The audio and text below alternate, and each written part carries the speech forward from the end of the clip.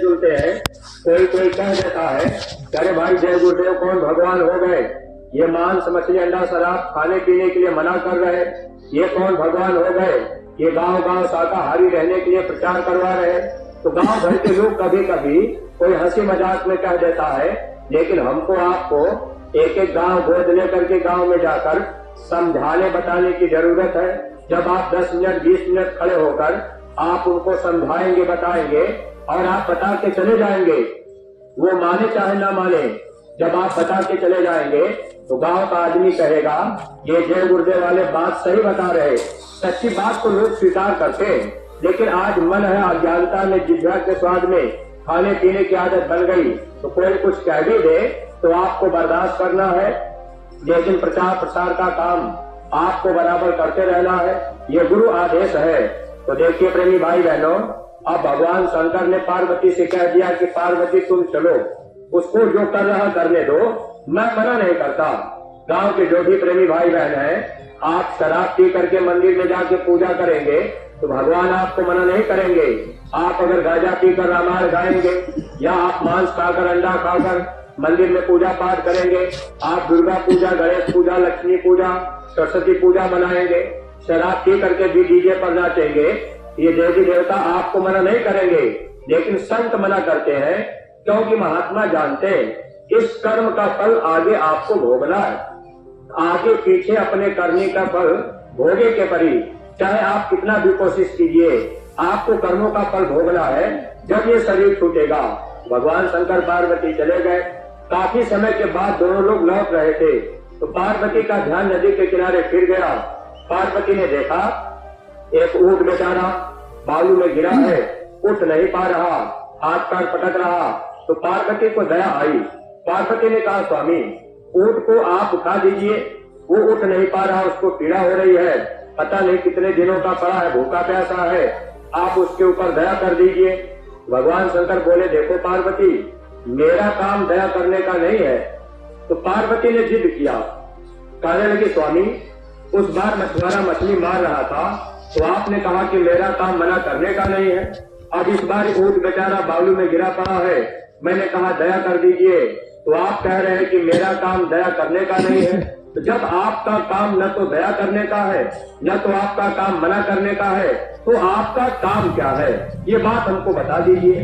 तब भगवान शंकर पार्वती को समझाए, कहने लगे देखो पार्वती, मेरा काम केवल कर्मफल देने का है, यही बात आपके रामायण में लिखा हुआ है। अब आप रामायण तो रोज गा रहे, आप कह रहे हैं कि भाई हम तो रामायण को मानते हैं, बहुत से गांव में ऐसे प्रेमी होंगे नहा धो करके 5 दोहा रामायण रोज पढ़ते होंगे, उसके बाद आप नाश्ता भोजन करते होंगे।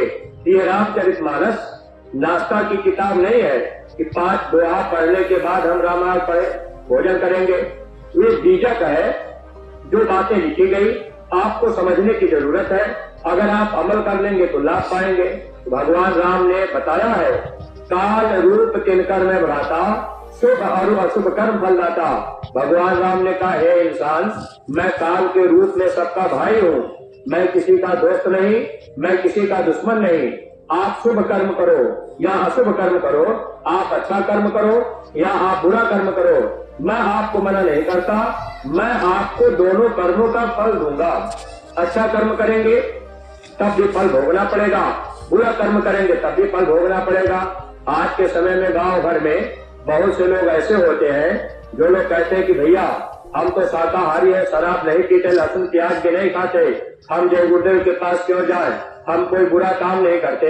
एक अगर आपने अपने जीवन में अच्छा कर्म किया, आपने बुरा कर्म नहीं किया, तो अच्छे कर्म का भी फल भोगने के लिए आपको फिर 84 जाना पड़ेगा, क्योंकि आपको कोई बचा नहीं पाएगा। महात्मा मिलेंगे तब आपको बचाएंगे।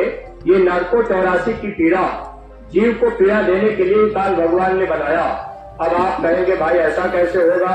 एक बार स्वामी जी महाराज बताने लगे, क्या बच्चा आपने कभी कभी देखा है कोई कुत्ता ऐसी गाड़ी में बैठ के चलता है, लोग उसको पाल पोस के अपने घर में रखते हैं, अच्छा भोजन कराते हैं, गाड़ी में बैठा के घुमाते हैं। कोई कुत्ते बेचारे ऐसे दिन रात भटक रहे, पेट भी नहीं भरता, लाठी डंडा भी पड़ता है और वो तकलीफ में जाते हैं। है तो दोनों कुत्ते की योनि में लेकिन ऐसा क्यों? तो स्वामी जी महाराज बताने लगे, जब वो मनुष्य शरीर में था तो उसने अपने जीवन में कुछ अच्छा कर्म किया। अच्छे कर्म करने के बाद भी उसको कुत्ते का जन्म हुआ और फिर वहां जाने के बाद अब वो अच्छे घर में लोगों ने पाल पोस के रख लिया। अब उसको एसी गाड़ी में बैठा के लोग घुमा रहे, क्योंकि मानव शरीर में उसने अच्छा कर्म किया, फिर भी उसको 84 जाना पड़ा। इसीलिए कबीर साहब अपनी किताबों में लिखे थे कि दुनिया के लोग पढ़ करके समझेंगे और मानव जीवन में गुरु की खोज करेंगे। कबीर साहब ने क्या लिखा था? साफ साफ उन्होंने लिख दिया था कि कबीर गुरु की भक्ति बिन राजा कधा होए। प्रेमी भाई बहनों, अगर गुरु पूरे मिलेंगे तब छुटकारा होगा, अगर गुरु पूरे नहीं मिले तो छुटकारा नहीं होगा। तो 4 प्रकार के गुरु जो मैंने आपको बताया, ये तो भौतिक गुरु है। 5वें गुरु जो मिलते हैं वो कान में मंत्र देते हैं। कन फुकवा गुरु हद का, देहद का गुरु और देहद का गुरु जब मिले तो लगे ठिकाना तौर।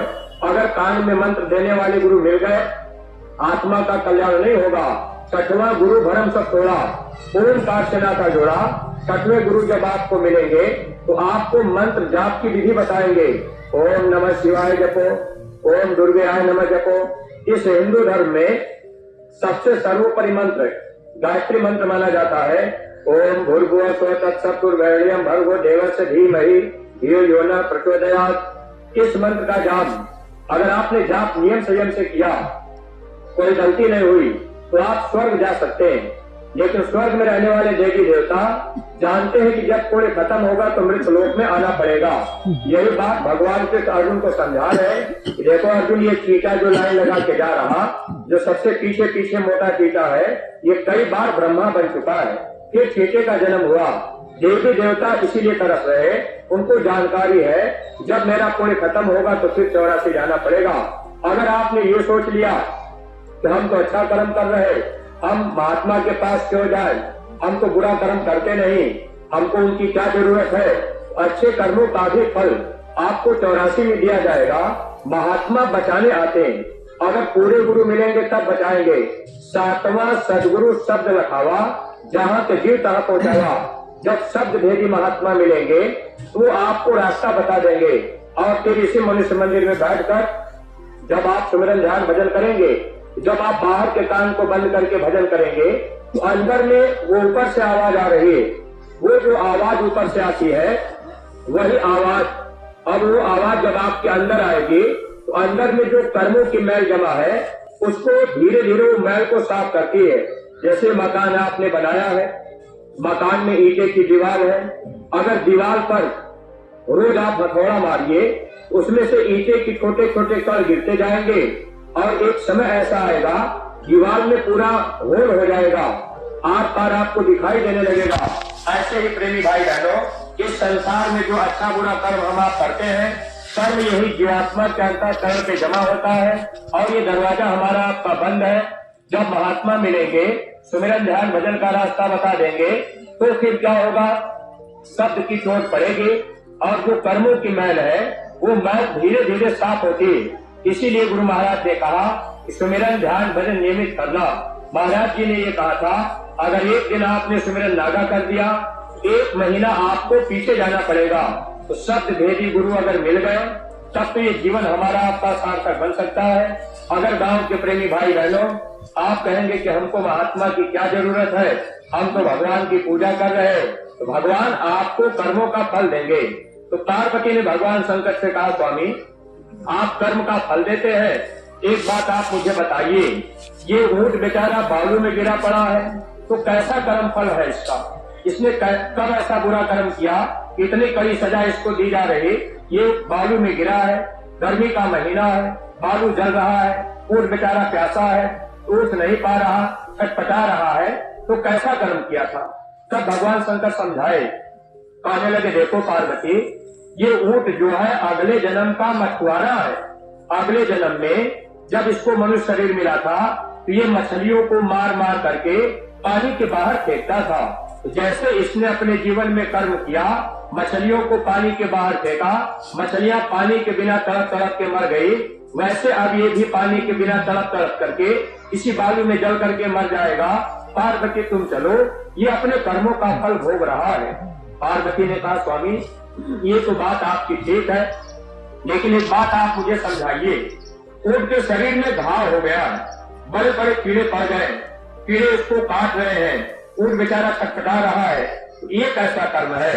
तब भगवान शंकर समझाने लगे, कहने लगे देखो पार्वती, जब अगले जन्म ये मछुआरा बना था, ये मछलियों को पकड़ पकड़ करके जिंदा ही मछलियों को पत्थर पे लगाता था और मछलियों की गर्दन को काटता था। ये मछलियों को काट काट करके इसने मछलियों के मांस को खाया, तो मछलियों के मांस को इसने खाया है।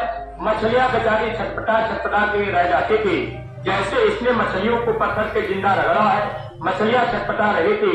हे पार्वती, अब वही मछलियां, जितनी मछलियों को इसने अपने जीवन में खाया है, वही मछलियां कीड़ा बन करके अब ऊंट के शरीर से मांस को काट काट करके अब खा रही है। अब इसको पीड़ा हो रही है और ये छटपटा रहा है। तो पार्वती तुम चलो, ये अपने कर्मों का फल भोग रहा है। गांव के प्रेमी भाई बहनों, अगर महात्मा जीवन में मिल जाएंगे तो आपका लोक भी सुखी हो जाएगा, और जब ये जीवात्मा शरीर से निकलेगी तो नरकों 84 से आपका बचाव हो जाएगा, आपको परलोक में भी सुख मिल जाएगा।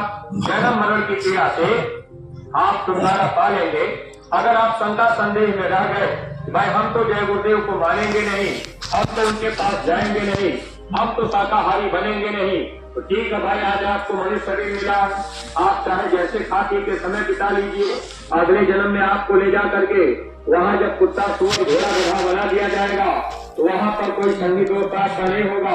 आज तो संगी दोस्त यार मित्र मिल गए, शादी विवाह पार्टी में आप गए, दोस्त ने कह दिया शराब पी लो, आपने पी लिया, आपने मांस खा लिया, आपने अंडा खा लिया, लेकिन जब आप 84 में जाएंगे वहाँ कौन आपका दोस्त मिलेगा, कौन आपसे प्रेम करेगा, वहाँ दुश्मनी रहेगी।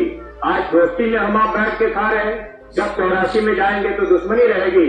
कभी आप ध्यान से देखिएगा, कोई गाय भैंस मर गए, अगर गांव के बाहर आप उनको फेंक दीजिए, 8 दिन की मरी हुई गाय पड़ी हुई है, तो जब बदबू आने लगती है तो गांव से कोई कुत्ता आया और उस गाय के मांस को नोच नोच के खा रहा, तब तक दूसरे गांव से 2 कुत्ते आ गए, तो दोनों कुत्ते क्या करेंगे, जो पहले से खा रहा है उसको दोनों मिलकर के काटेंगे, डांटेंगे, मार के भगा देंगे, और फिर वो अपने खाएंगे। तो आज तो दोस्ती में हम आप एक साथ बैठ के खा रहे हैं मांस, लेकिन जब ये जीवात्मा 84 में जाएगी तो वहाँ दुश्मनी रहेगी, वहाँ दोस्ती नहीं रहेगी। वहाँ जो जबर पड़ेगा वो खाएगा, जो कमजोर पड़ेगा उसको भगा देगा।